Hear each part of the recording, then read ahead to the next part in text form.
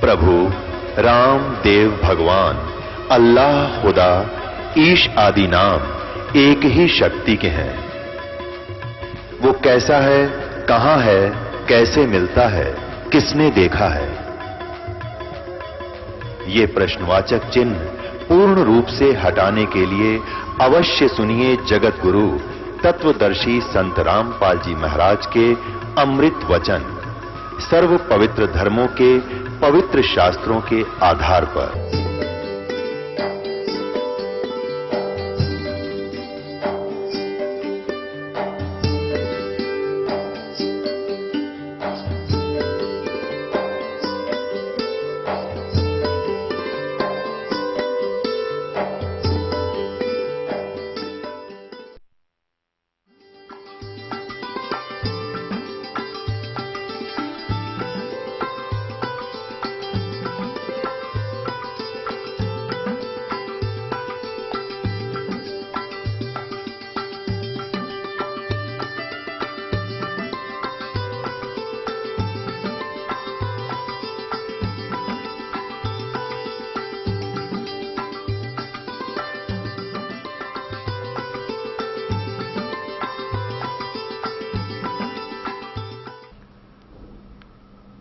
बोलो सतगुरुदेव की जय। बंदी छोड़ कबीर परमेश्वर जी की जय। बंदी छोड़ गरीबदास जी महाराज जी की जय। स्वामी रामदेवानंद जी गुरु महाराज जी की जय।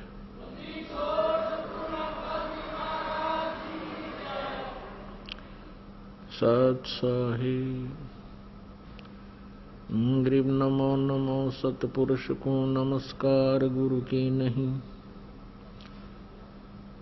सुर नर मुनि जन साधुआ संतों सर्वस्ती नहीं। सतगुरु साहेब संत सब डंडो तुम प्रणाम। आगे पीछे मध्य हुए तिनको जहाँ कुर्बान। नराकार निर्विषम काल जाल भयभंजनम निर्लेपम निज निर्गुणम अकल अनुपवेशुंधुनम। सोहम सुरति समाप्तम सकल समाना नीर्तलय। उज्ज्वल हीरंबर हरदमम बेपरवा अथा है वर पर नहीं मध्यतम। ग्रीव जो सुमर सिद्ध होई गणनायक गलताना। करो अनुग्रह सोई पारस पद परवाना।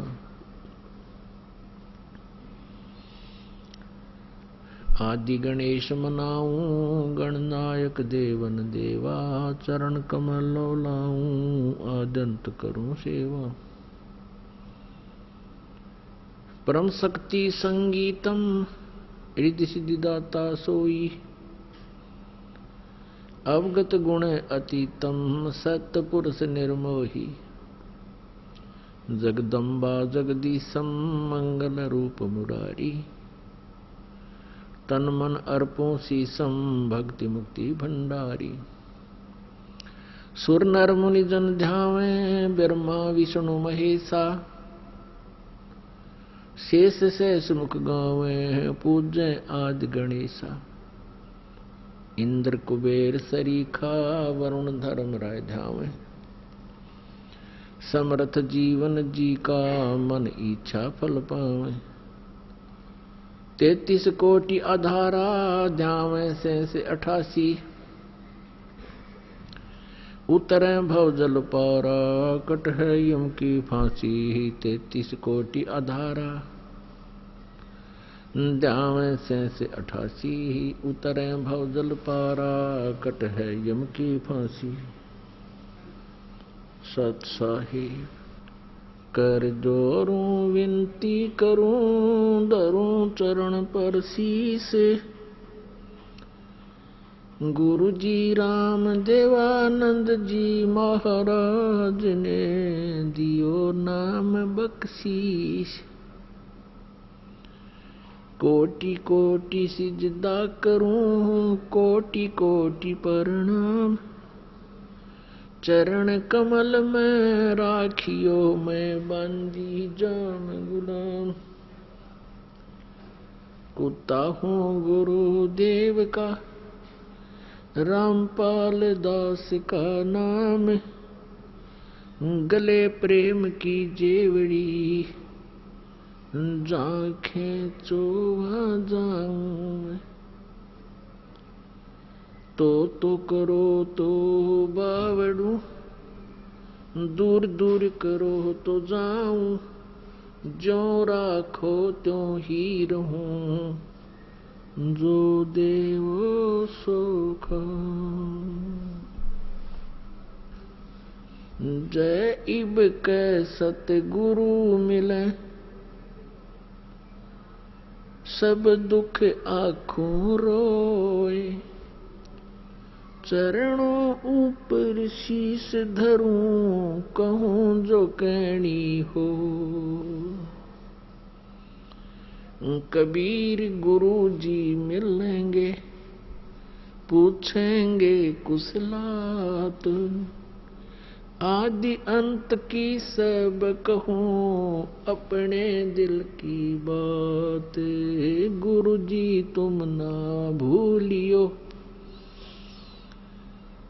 चाहे लाख लोग मिल जाएं, हमसे तुमको बहुत हैं, तुम जैसे हमको नहीं। तुमरे विसारे क्या बने, मैं किसकी शरण में जाऊं। शिव बिरंच मुनि नारदा, तिनके हृदय न समाऊं।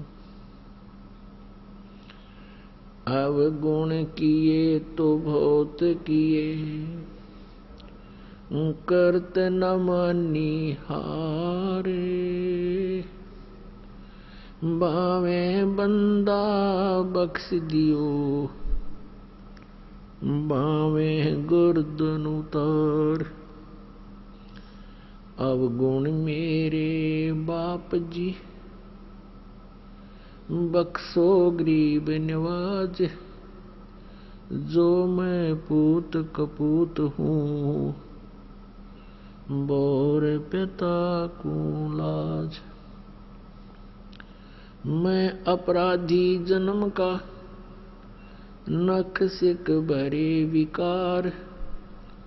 तुम दाता दुख भंजना, मेरी करो संभार। सूरत करो मम साइया, हम हैं भव जल माही। आप ही बह जावांगे जो, तुम न पकड़ोगे बाँ। परम पिता परमात्मा पूर्ण ब्रह्म, सारी सृष्टि के रचनहार कुल मालिक कबीर परमेश्वर जी की असीम कृपा से आप सभी पुण्यात्माएं ये सत्संग श्रवण कर रहे हैं।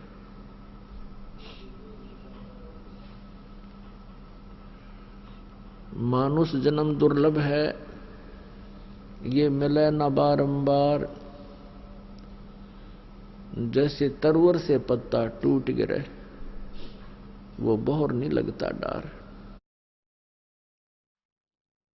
मानुष जन्म पाए के जो नहीं रटे हरिनाम, जैसे कुआ जल बिना फिर बनवाया क्या काम।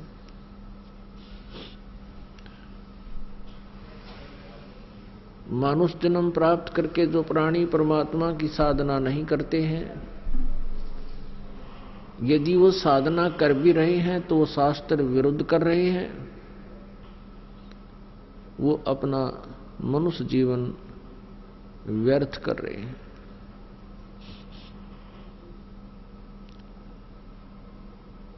परमात्मा ने ये मनुष्य जीवन इस प्राणी को केवल परमात्मा की साधना करके जन्म और मृत्यु के इस दीर्घ रोग से छुटकारा पाने के लिए उपलब्ध करवाया है। और हम सभी मानव शरीरधारी प्राणी परमात्मा की महिमा से अपरिचित होने के कारण हम अपने इस मानव शरीर का सदुपयोग ना करके दुरुपयोग करते हैं।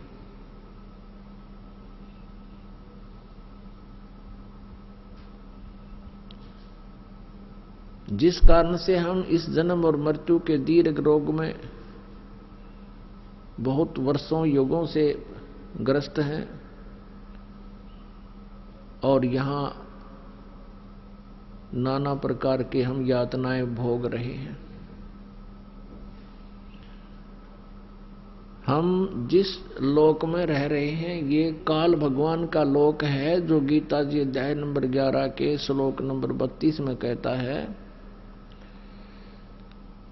कि अर्जुन, मैं बड़ा हुआ काल हूं और अब परिवर्त हुआ हूं, यानी अब मैं आया हूं। इन सभी योद्धाओं को यदि तू ना युद्ध करेगा तो भी मैं मारूंगा, तू तो निमित्त मात्र है। वो काल कौन है? वो श्री कृष्ण जी नहीं है, क्योंकि श्री कृष्ण जी ने पहले कभी अपने आप को काल नहीं कहा और गीता के उपदेश के बाद भी कहीं पर भी उन्होंने अपने आप को काल नहीं कहा। तो इससे सिद्ध है कि जो काल अपने आप को काल कहता है गीता बोलते समय, वो श्री कृष्ण जी से भिन्न है और वो श्री कृष्ण जी के शरीर में प्रवेश होकर के ये सब बातें बोल रहा है। उस काल भगवान को ब्रह्म भी कहते हैं। चारों वेदों ऋग्वेद, यजुर्वेद, सामवेद और अथर्ववेद, इन चारों वेदों को जो जानने वाले माने जाते थे ऋषि, महर्षि, ब्राह्मण, वो कहा करते कि वेदों में ब्रह्म भगवान है, ओम उसका नाम है और वो ही सर्वेश्वर है। कुछ एक जो अपनी बुद्धि को अत्यधिक प्रवर मानते थे, वो ये कहा करते कि हम अन्य पूजाएं नहीं करते, हम केवल ब्रह्म साधना करते हैं और अन्य देव भगवानों की पूजा नहीं करते, नहीं करनी चाहिए। तो वो अपने आप को एक बहुत अच्छा श्रेष्ठ और साधक मानते थे, क्योंकि वे कहते थे हम ब्रह्म साधना करते। तो ब्रह्म भी ये काल है, इसी को ब्रह्म कहते हैं। वास्तव में ये सरब्रह्म है, सरब्रह्म। इसको सरपुरुष भी कहते हैं। सरमन नाशवान, क्षर। और ये 21 ब्रह्मांड का प्रभु है, स्वामी है। 21 ब्रह्मांड।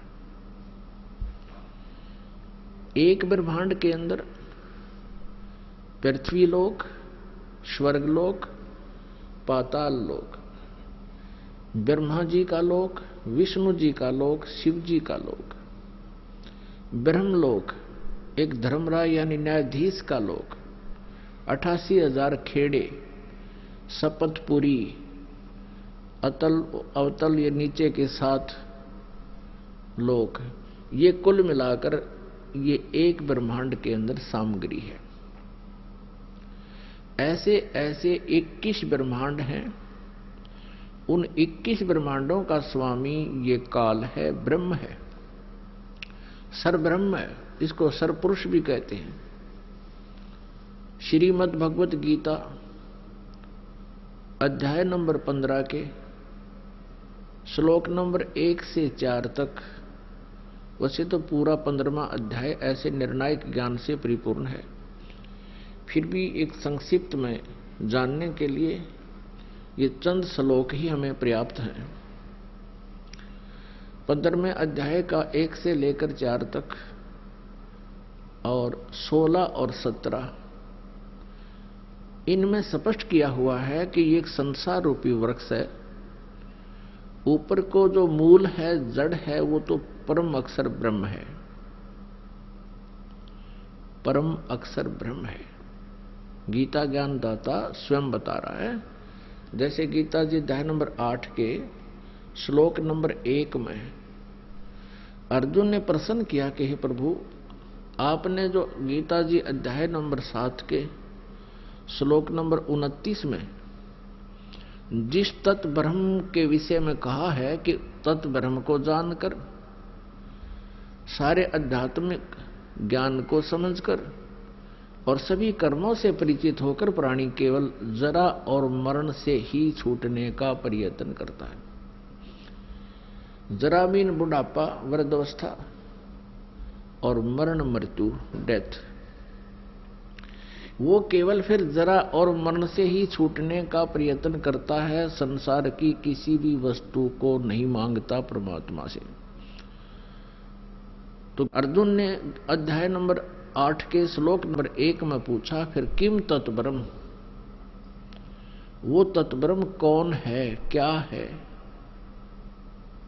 गीता ज्ञानदाता ने 8वें अध्याय के 3रे श्लोक में कहा है कि वो परम अक्षर ब्रह्म है।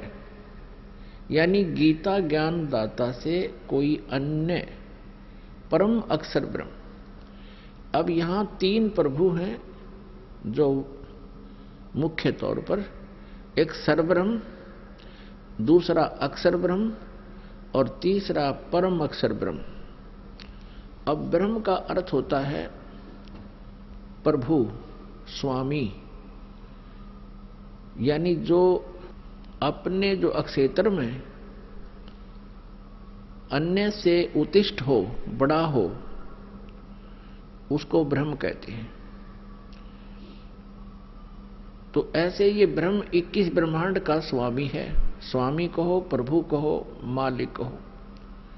ये सर्वब्रह्म कहलाता वास्तव में, लेकिन ये ब्रह्म नाम से प्रसिद्ध हो गया। जिनको अन्य परमात्मा की पूरी स्थिति का ज्ञान नहीं था, अध्यात्म ज्ञान नहीं था, उन्होंने ब्रह्म को सुप्रीम मान लिया, यानी इस काल को, 21 ब्रह्मांड के स्वामी को। तो सरब्रह्म और दूसरा अक्षर ब्रह्म और तीसरा परम अक्षर ब्रह्म, इन्हीं तीनों को अन्य शब्दों में कहते हैं सरपुरुष। सरब्रह्म कहो चाहे सरपुरुष, सरपुरुष। हम अपनी जो है ना संत लैंग्वेज में हमारे भगवानों ने कहा है, परमात्मा ने, कबीर जी ने, गरीबदास जी ने या अन्य महापुरुषों ने जिनको परमात्मा मिला, संत भाषा में वो क्षर पुरुष बोलते हैं। क्षर, क्षर माने नाशवान, अक्षर अविनाशी, अक्षर जिसका नाश ना हो। लेकिन यहां इस गीता अध्याय नंबर 15 के अंदर 16 और 17 में एक विशेष व्याख्या है। वैसे अध्याय 15 1 से लेकर 4 श्लोक और 15-16 में एक विशेष व्याख्या है कि उल्टा लटका हुआ ये संसार रूपी वृक्ष जानो, जिसकी ऊपर को जड़ है और नीचे को तीनों गुण रूपी शाखा है। ऊर्ध्व मूलम अधः शाखम, ऊर्ध्व माने ऊपर को, अधः माने नीचे को। ऊपर को मूल वाला और नीचे को शाखा वाला एक ये संसार रूपी पीपल का वृक्ष जानो। और इसके छंद यानी इसके विभाग, पत्ते आदि हैं, और इनको जो संत तत्व से जानता है, इनके भिन्न भिन्न विभागों को बता देगा। स वेदवित, वह तत्वदर्शी संत है, वह वेद के तात्पर्य को जानने वाला है।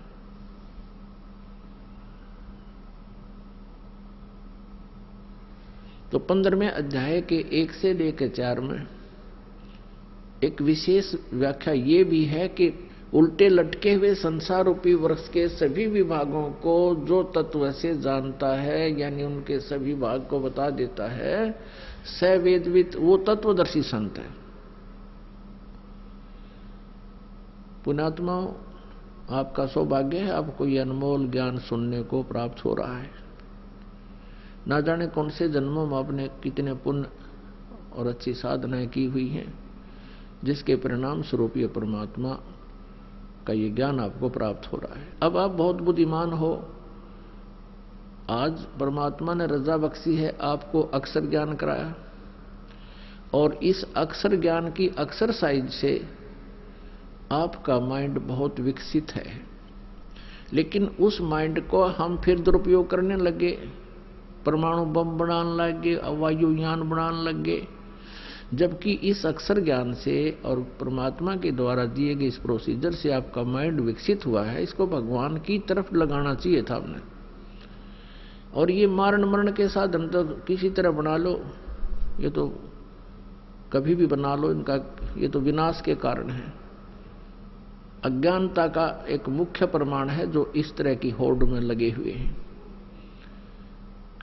तो हमने सबसे पहले तत्व ज्ञान को समझना भगवान को। अब जैसे यहां गीता जी अध्याय नंबर 15 के श्लोक नंबर 1 में कहा है कि वह तत्वदर्शी संत है जो उल्टे लटके हुए संसार रूपी वृक्ष के सभी विभागों को, पार्ट्स को विस्तार से बताता है। अब गीता जी अध्याय नंबर 4 के श्लोक नंबर 34 में एक प्रमाण आया है कि गीता ज्ञान दाता अपनी अल्पज्ञता सिद्ध करता है, अर्थात उसको पूर्ण ज्ञान नहीं है, अध्यात्म ज्ञान नहीं है उसको। इसलिए वो कहता है कि उस तत्व ज्ञान को, जो तत्व ज्ञान है, उसको तत्वदर्शी संतों के पास जाकर समझ, उनको दंडवत प्रणाम करने से, कपट छोड़कर उनसे प्रसन्न करने से, सरलता पूर्वक प्रसन्न करने से वो तत्वदर्शी संत तुझे परमात्म तत्व का ज्ञान कराएंगे। यानी गीता ज्ञान दाता अपने से अन्य किसी परमात्म श्रेष्ठ परमात्मा का ज्ञान जानने की कह रहे हैं। तो वो तत्व ज्ञान कैसा है, कहाँ है?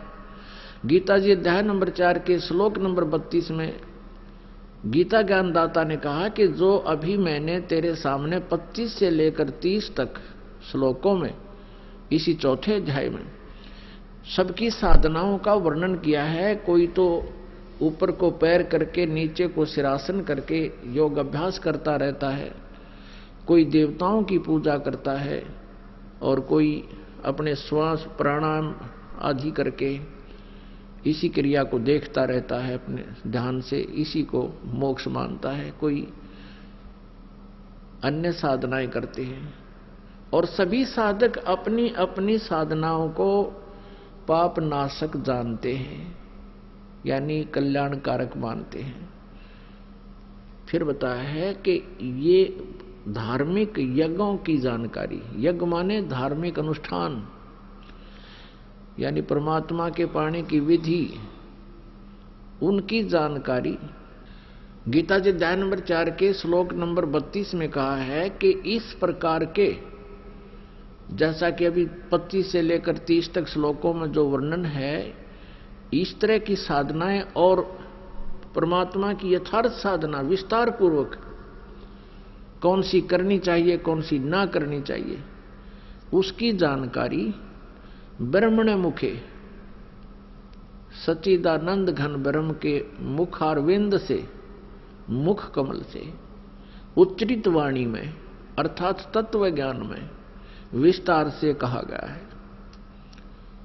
और उसको तू जानने के बाद फिर सभी प्रकार के कर्मों से, बंधन से मुक्त हो जाएगा। अपने आत्मा, यहां पर अनुवादकर्ताओं ने, गीता अनुवादकर्ताओं ने चौथे अध्याय के 32वें श्लोक में एक ब्रह्मण मुखी शब्द है, यहां इन्होंने अज्ञानता से अनर्थ कर दिया। ब्रह्मणे मुखे का अर्थ कर दिया इन्होंने वेद की वाणी, ये गलत कर दिया। जबकि यही अनुवादकर्ता गीता जी अध्याय नंबर 17 के श्लोक नंबर 23 में स्पष्ट कर रहे हैं, ओम तत्सत इति निर्देश है ब्रह्मणे त्रिवेद समर्थ है, यानी ब्रह्मणे शब्द है वहां 17वें अध्याय के 23वें श्लोक में भी। वहां इन्होंने लिखा है, ब्रह्मणे का अर्थ किया है सच्चिदानंद घन ब्रह्म का, यानी उस परम अक्षर ब्रह्म का। ओम तत्सत ये 3 मंत्र का जाप का निर्देश है और वो 3 प्रकार से सिमरन किया जाता है, नथिंग एल्स। यही एक मंत्र है उस सच्चिदानंद घन ब्रह्म के पाने का। तो ब्रह्मणे का अर्थ वहां ठीक किया है, यहां ये विचलित हो गई। चौथे अध्याय के 32वें श्लोक में इन्होंने गलत अनुवाद कर दिया, ब्रह्मणे मुखे का अर्थ इन्होंने वेद की वाणी कर दिया। ये करना था सच्चिदानंद घन ब्रह्म के मुखे माने मुख कमल से उच्चरित वाणी में, कबीर वाणी में विस्तार से कहा गया है, वो तत्व ज्ञान है। तो गीता जी अध्याय नंबर 4 के श्लोक 34 में कहा कि उस ज्ञान को जिसमें परमात्मा का विस्तार से ज्ञान है, बिल्कुल बहुत ही विस्तृत जानकारी दी गई है, वो तत्व ज्ञान है। उस ज्ञान को तत्वदर्शी संतों के पास जाकर समझ, उनको दंडवत प्रणाम करने से, यानी एक अनमोल वस्तु प्राप्त किसी से करना है तो सामने वाला भी भाव देखेगा कि अधिकारी भी है कि नहीं। अति आधीन दीन हो प्राणी और वाह को कहना ये अमर कहानी, यानी ये ज्ञान उसी को बताया जाता है जो अति दीन होकर के सुनना चाहे, उसके अंदर जगह हो परमात्मा के ज्ञान को ग्रहण करने की। तो गीता जी अध्याय नंबर 4 के श्लोक नंबर 34 में जिस तत्वदर्शी संत के पास जाने को कहा है, तो उसकी पहचान बताई है गीता जी अध्याय नंबर 15 के श्लोक नंबर 1 में। इस उल्टे लटके हुए संसार रूपी वृक्ष के सभी विभागों को जो संत बतावेगा, जड़ से लेकर पत्तों तक, स वेदविद, वह वेद के तात्पर्य को जानने वाला है, अर्थात वो तत्वदर्शी संत है। तो पुण्यात्माओं, ऋग्वेद मंडल नंबर 9 सूक्त नंबर 86 मंत्र 26-27 में, ऋग्वेद मंडल नंबर 9 सूक्त 82 मंत्र 1, 2, 3 में, ऋग्वेद मंडल नंबर 9 ऋग्वेद मंडल नंबर 9 सूक्त 20 के मंत्र नंबर 1 में, ऋग्वेद मंडल नंबर 9 सूक्त नंबर 1 मंत्र 8 और 9 में, ऋग्वेद मंडल नंबर 9 सूक्त 96 मंत्र 16 से 21 तक, और भी अनेक स्थानों पर ये स्पष्ट किया गया है कि कबीर नामक परमात्मा वो एक जीवन,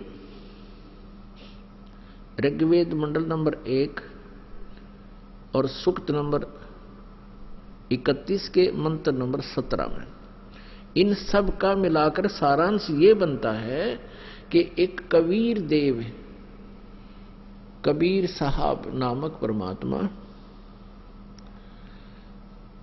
एक जीवन, एक जन साधारण की तरह जीने के लिए, रहने के लिए, एक एग्जाम्पल देने के लिए इस पृथ्वी लोक पर आता है, शरीर आता है और शिशु रूप धारण करता है, छोटे बालक का, और वो ब्रह्म मुहूर्त में आता है और वो किसी तालाब के ऊपर प्रकट होता है, किसी तालाब में जल के स्रोत पर आकर प्रकट होता है। और जब वो बालक रूप में अपनी लीला कर रहा होता है, उसके परवरिश की लीला कंवारी गायों से होती है। कंवारी गायों से होती है। और जब वो बड़ा होता है, वो परमात्मा स्वयं ही एक अच्छे नागरिक की भूमिका करता है, स्वयं ही वो तत्वदर्शी संत की भूमिका करता है, और स्वयं ही वो एक सुयोग्य शिष्य की भूमिका करता है, और स्वयं ही वो जगत गुरु यानी तत्वदर्शी संत होता है। उसकी भूमिका भी वो स्वयं ही करते हैं। और परमात्मा तो वो होते ही होते हैं। अपने यथार्थ ज्ञान को यानी अपनी महिमा की वाणी को, अपनी महिमा के ज्ञान को वो स्वयं ही अपने मुखारविंद से कविताओं के माध्यम से, काव्यना कविताओं के द्वारा, लोकोक्तियों के द्वारा, शब्दों के द्वारा, शब्दावलियों के द्वारा ऊंचे स्वर में आवाज लगा लगा कर बोलता है, जिस कारण से वो एक प्रसिद्ध कवि की भी उपाधि प्राप्त करता है। और उसके द्वारा बोली गई कबीर वाणी, उनके द्वारा दिया गया यथार्थ ज्ञान वो कबीर वाणी होती है। और उस वाणी के अंदर वो तत्व ज्ञान होता है, परमात्मा की महिमा विस्तार से कही गई होती है। तो यहां परमात्मा अपने मुखारविंद से उच्चारित वाणी द्वारा अपना ज्ञान, अपने द्वारा रची हुई सृष्टि का ज्ञान और अपने पाने की यथार्थ विधि यानी सतलोक जाने की और जन्म और मृत्यु के इस रोग को कटाने की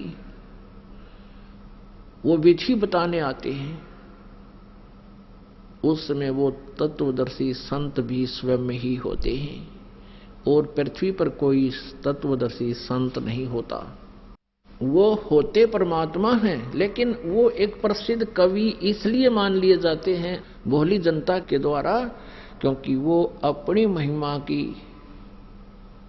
वाणी को अपने मुखारविंद से, लोकोक्तियों के माध्यम से, कविताओं के माध्यम से, दोहों के माध्यम से बोलते हैं, लेकिन वो होते हैं परमात्मा, अमर पुरुष होते हैं।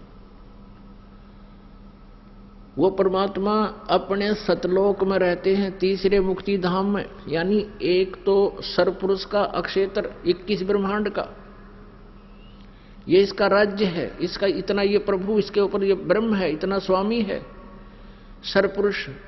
और दूसरा 7 शंख ब्रह्मांड का अक्षेत्र है, वो अक्षर पुरुष का है, अक्षर ब्रह्म कहो, अक्षर पुरुष कहो। और इन सब के ऊपर और अन्य असंख्य ब्रह्मांडों का जो स्वामी है, प्रभु है, वो परम अक्षर ब्रह्म है, वो कबीर देव है।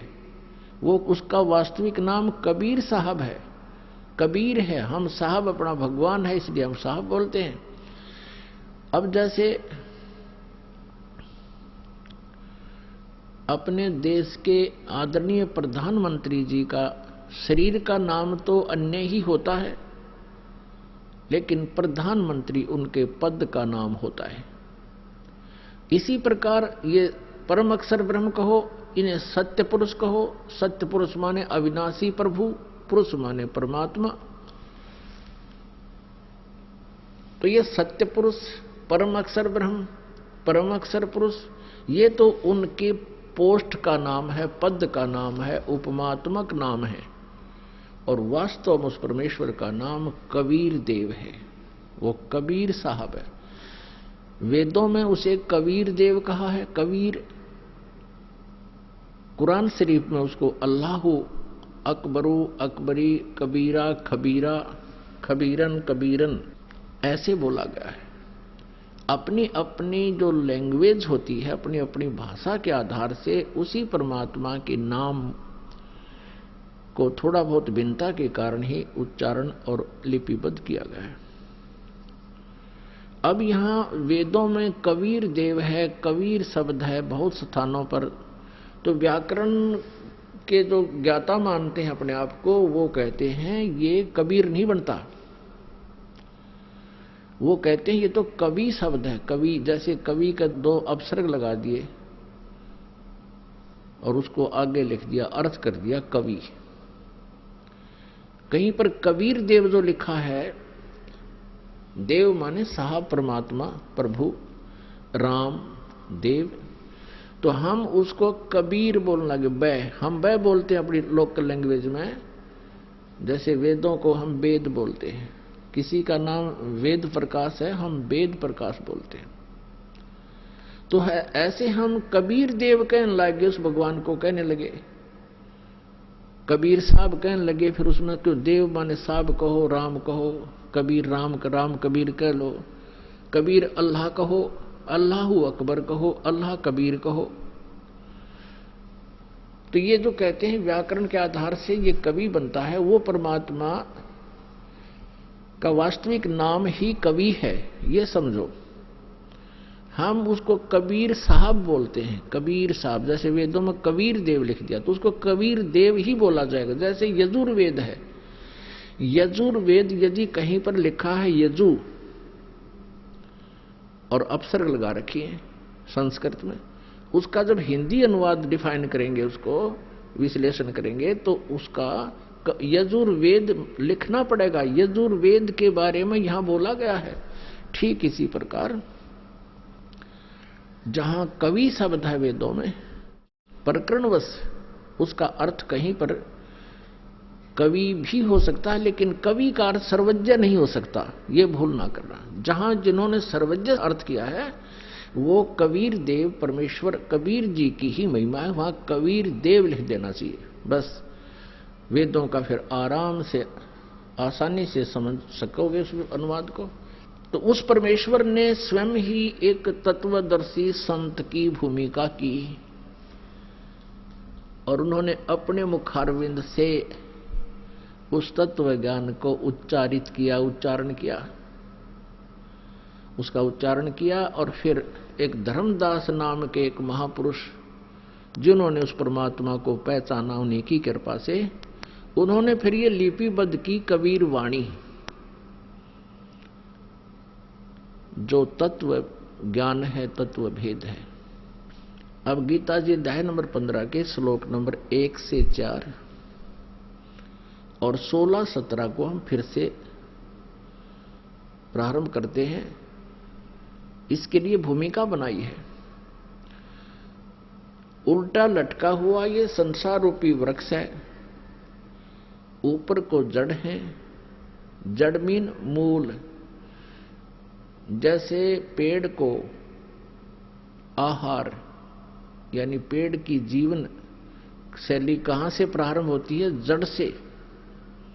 मूल से पूरे पेड़ को आहार प्राप्त होता है। पूरे पेड़ का पालक मूल होता है, जड़ होती है। तो सारे ब्रह्मांडों का पालक परमात्मा तो ऊपर है, ऊर्ध्व मूलम।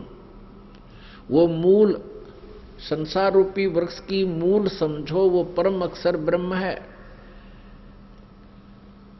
और जमीन से जो बाहर, पृथ्वी से जो बाहर दिखाई देता है तुरंत, वो तना होता है।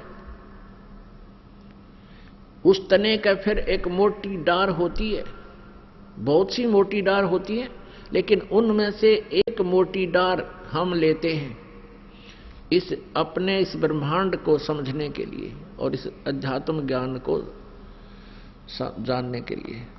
उसमें से मानो एक डार निकली, अब तना तो अक्षर पुरुष, अक्षर ब्रह्म समझो, और उसके फिर आगे एक डार मोटी है, वो सरपुरुष समझो, सरपुरुष, जिसको क्षर पुरुष भी कहते हैं, सरब्रह्म भी कहते हैं, जिसको ज्योत स्वरूपी निरंजन काल भी कहते हैं।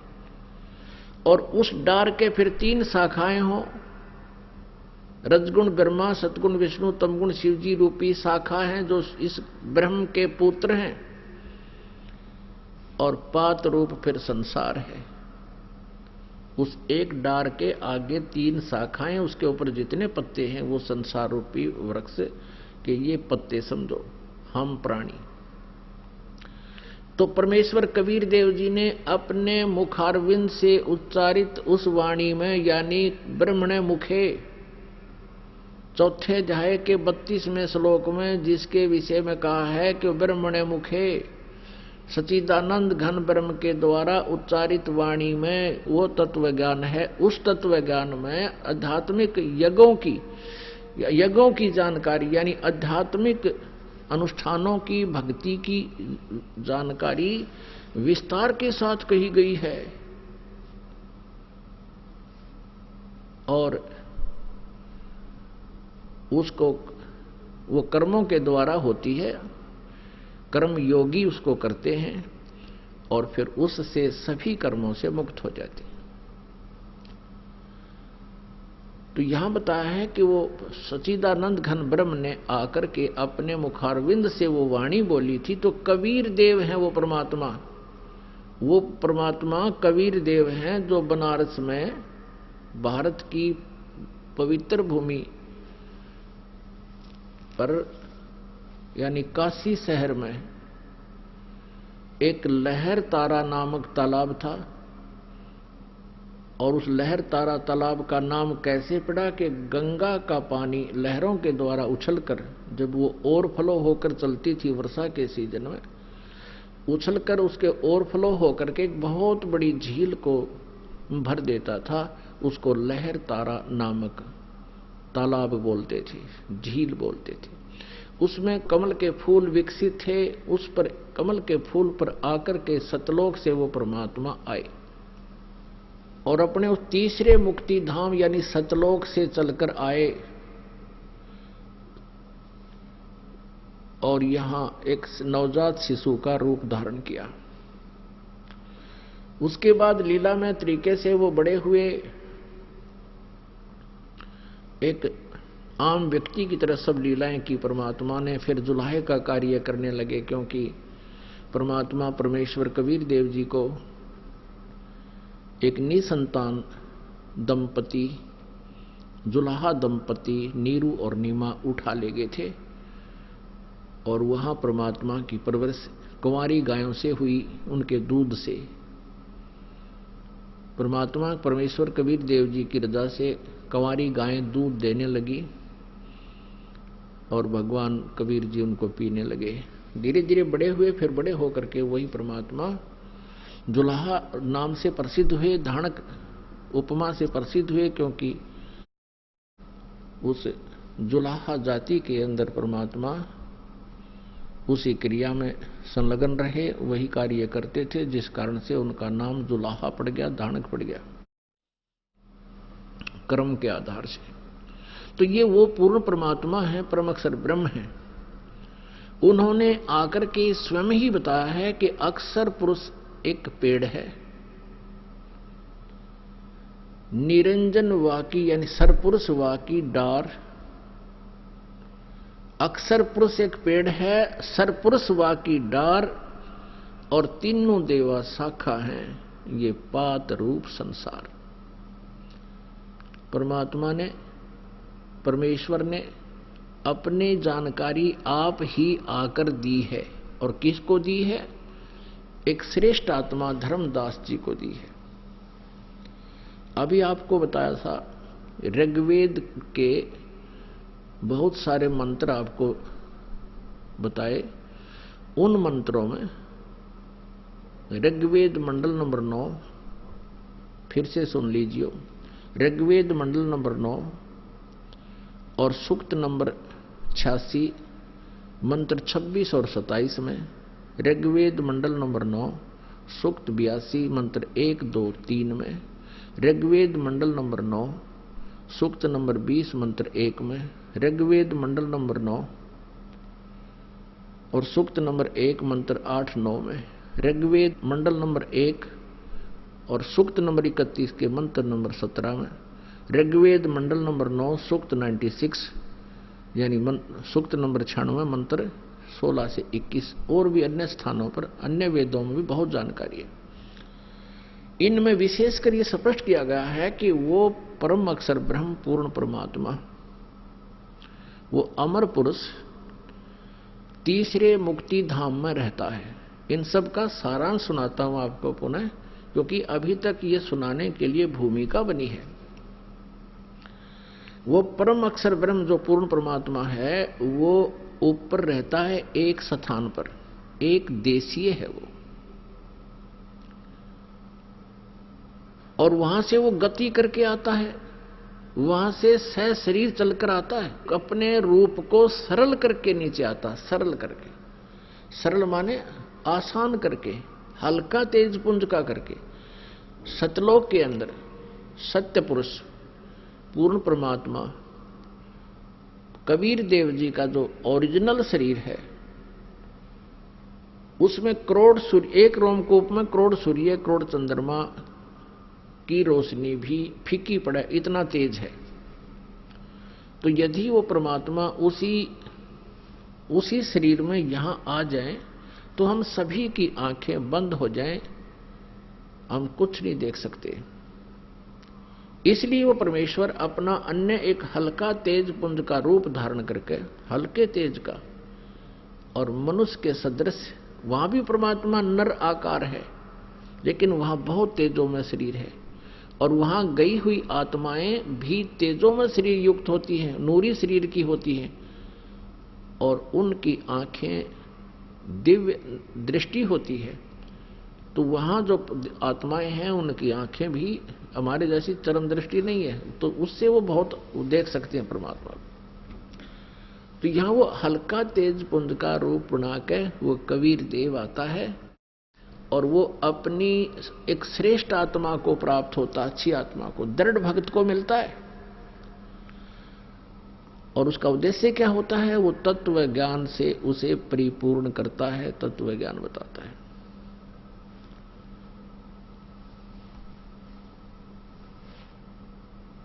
और वो अमर पुरुष, सत्य पुरुष, वो कबीर देव है, वो कबीर साहब है। अपनात्माओं, ये लीला जो वेदों में वर्णित है, आज तक हमने किसी भी, जिसको हम भगवान मानते थे, श्री राम, श्री कृष्ण, श्री ब्रह्मा, श्री विष्णु, श्री शिव जी, ये लीला हमने किसी के भी इतिहास में नहीं देखी, किसी की पवित्र जीवनी में नहीं देखा। और हम वेदों को श्रेष्ठ मानते हैं, गीता जी को श्रेष्ठ मानते हैं, पुराणों को भी हम सही मानते हैं। तो पुराण और वेदों और गीता में अंतर है।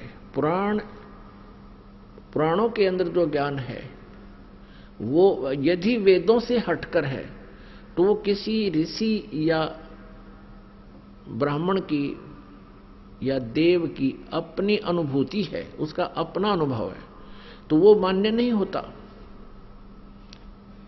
क्योंकि वेद जो हैं, ये 5 वेद हैं वास्तव में। एक सूक्ष्म वेद जिसको हम तत्व ज्ञान बोलते हैं, तत्व वेद, और 4 वेद ये वेल नोन हैं आपके समक्ष।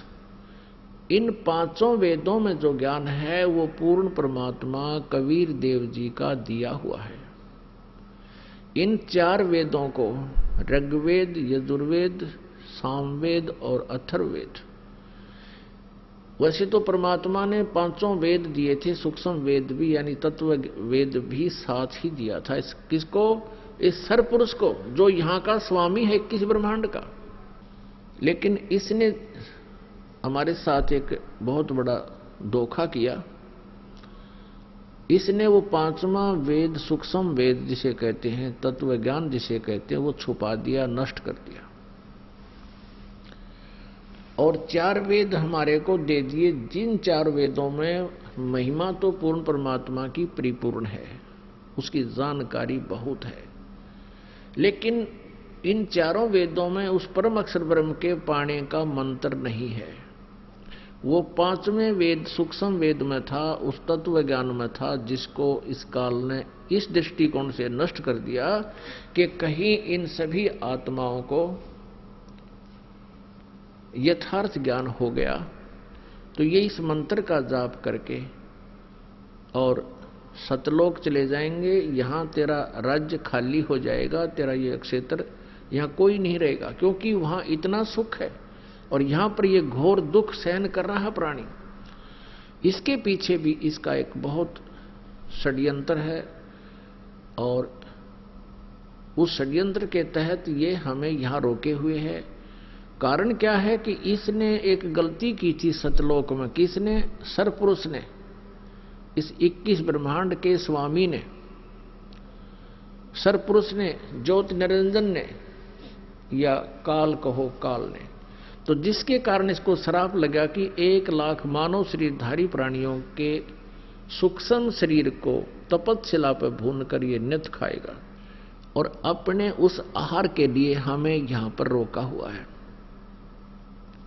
पुण्यात्माओं, जितने भी आप इस ज्ञान से परिचित होते चले जाओगे, उतना ही आपके हृदय में ये तत्व ज्ञान अच्छी तरह समाएगा और आप महसूस करोगे कि सचमुच हम गलत स्थान पर रह रहे हैं। जब तक ये ज्ञान नहीं होता तो हमने इस काल की भांग पी ही रखी है, माया की।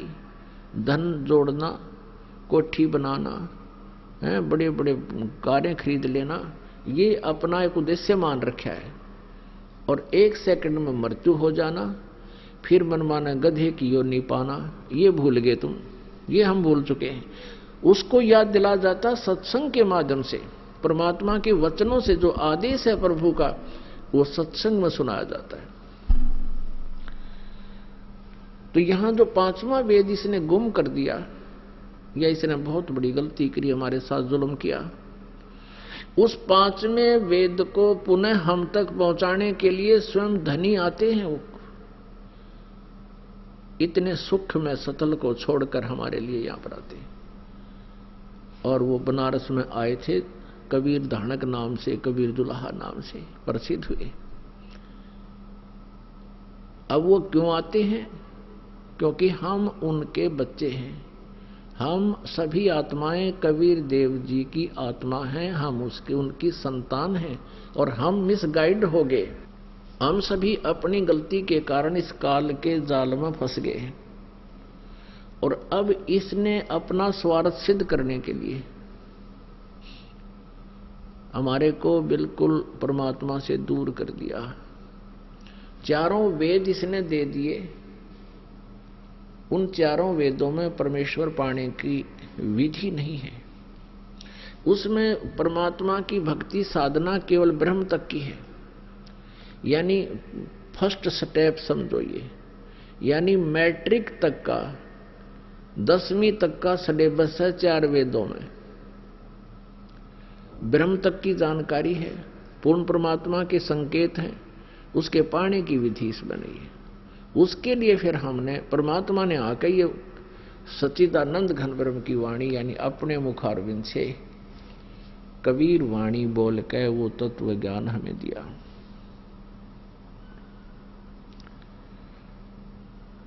अब यहां प्रसंग चल रहा है कि वो परमात्मा स्वयं ही आकर अपना भेद बताता है, अपने द्वारा रची हुई सृष्टि को वो स्वयं ही ठीक ठीक बताता है। अथर्ववेद कांड नंबर 4 के अनुवाक नंबर 1 का और मंत्र नंबर 7 में स्पष्ट किया है। 1 से लेकर 7 में पूरी सृष्टि रचना का कोड वर्डों में विवरण है। तो उसमें स्पष्ट किया है कि वो परमात्मा ने सबसे पहले इन ब्रह्मांडों की रचना की, दुर्गा की उत्पत्ति की, ब्रह्म की उत्पत्ति की, फिर हम सभी आत्माओं की उत्पत्ति की, और फिर सभी ब्रह्मांड छोटे से लेकर बड़े तक उस परमात्मा ने रचकर इनको दिए, और अपने द्वारा रची हुई सृष्टि की जानकारी वो परमात्मा स्वयं ही ठीक ठीक बताता है, क्योंकि परमात्मा की रची हुई को परमात्मा ही बता सकता है। इसी कारण से आज तक किसी भी सदग्रंथ में, यानी सृष्टि रचना का विस्तार से उल्लेख नहीं है। जैसे वेदों में उल्लेख है, लेकिन इसको समझ नहीं सका कोई भी। इसके लिए सृष्टि रचना जो परमात्मा ने अपने मुखारविंद से आकर के मौखिक सुनाई है, अपने मुख से सुनाई है, विस्तार से समझाई है अपने भक्तों को, फिर उनके माध्यम से फिर हमने जब वेदों को देखा है तो आसानी से सब सदग्रंथ भी हमारे वही गुणगान कर रहे हैं, वही ज्ञान बता रहे हैं जो परमात्मा ने बताया है। अब प्रसंग चल रहा है कि गीता जी अध्याय नंबर 15 के श्लोक नंबर 1 से 4 में यह स्पष्ट किया है कि तत्वदर्शी संत उल्टे लटके हुए संसार रूपी वृक्ष के सभी विभागों को विस्तार से बताएगा, और वो वेद के तात्पर्य को जानने वाला होगा, अर्थात वो तत्वदर्शी संत है। तो परमेश्वर कबीर देव जी ने 600 वर्ष पहले अपने मुखारविंद से उतरित उस सच्चिदानंद घन ब्रह्म की वाणी कबीर वाणी में कहा है, अक्षर पुरुष एक पेड़ है और सरपुरुष वा की डार, जिसको निरंजन कहते हैं, ज्योत निरंजन काल। और उस डार के फिर 3 शाखाएं हैं, ये तीनों देवा शाखा हैं और पात रूप संसार।